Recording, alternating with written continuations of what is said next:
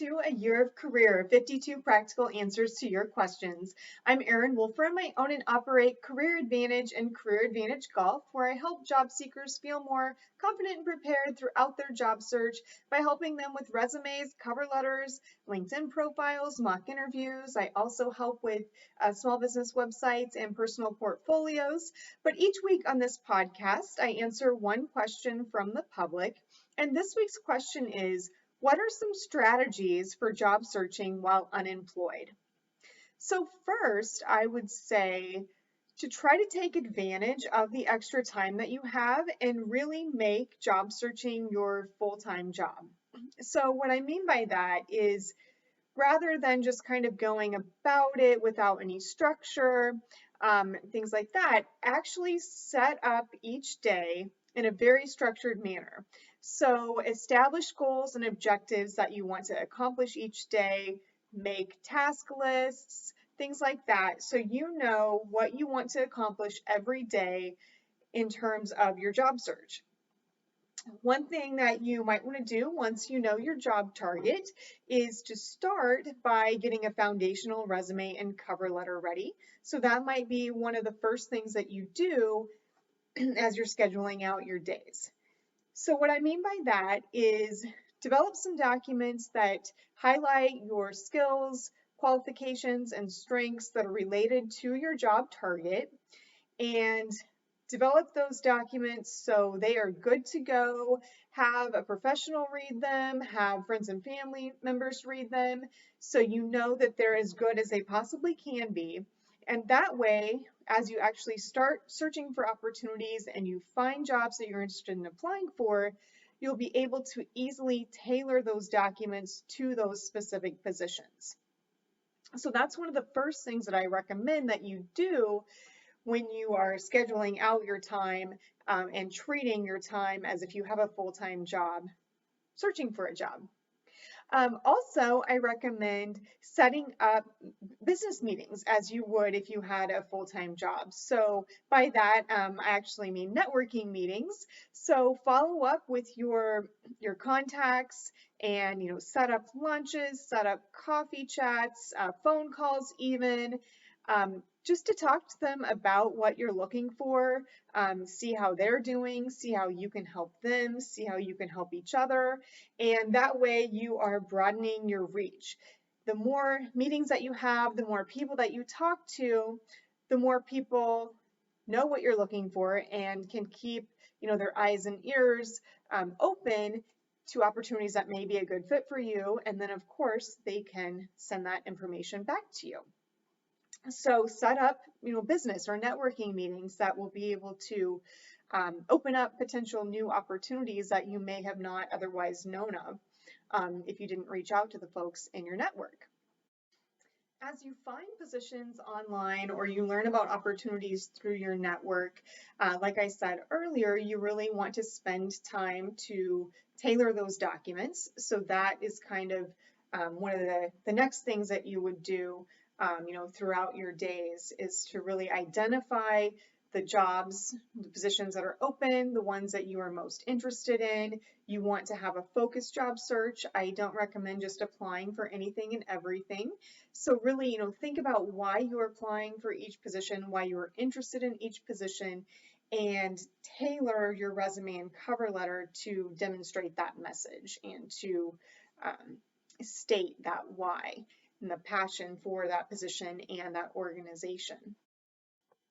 Throughout that process, it's probably a good idea to maintain some organization. So you may want to establish an Excel spreadsheet or some method of organization that's going to help you remember what you applied for, when you applied, when the deadline is, so when you need to follow up or when you could expect to potentially be contacted for an interview, things like that. So, find some method of organization and utilize that throughout your job search.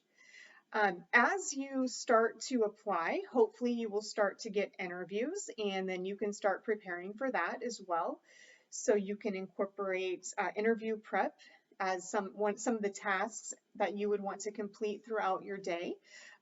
With interviewing prep, you want to think about stories that you can tell that really demonstrate your strengths, skills, and accomplishments as they relate to particular jobs that you're interested in. You want to be able to utilize the STAR method and state the situation that you were in, the task you were assigned, the actions you took, and the results of your actions. So think of stories where you can utilize that STAR method with situation, task, action, and result to demonstrate your value to an organization. So that way, when you are called for an interview, you will have those stories fresh in your mind. You'll be ready to go. Even though you don't know exactly what you'll be asked, you'll still be able to use those stories in some capacity.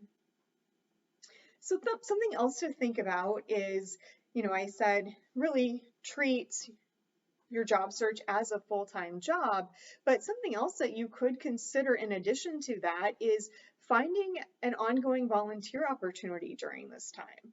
So see if there's an organization that you're interested in that's needing some extra help, and commit some time to participating in that volunteer opportunity.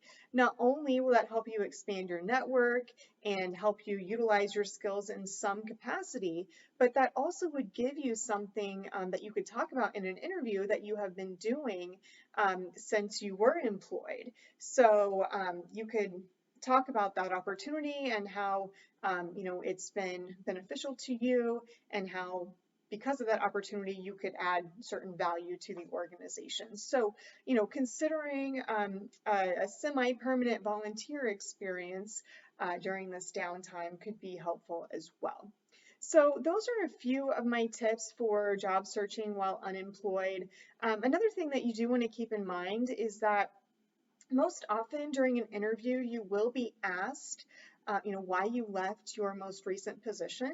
And if you did not choose to leave that position, and you don't have a really, positive way to represent why you left your most recent position, whether it was your choice or not, that is something that you really want to think about, because you never want to badmouth a former employer. You never want to, say really negative things, because that's just not going to, demonstrate you very well.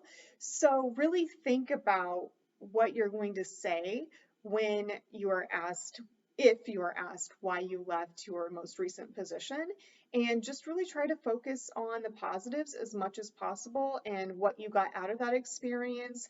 And again, how that experience is going to help you with this new opportunity and help you provide value to that new organization.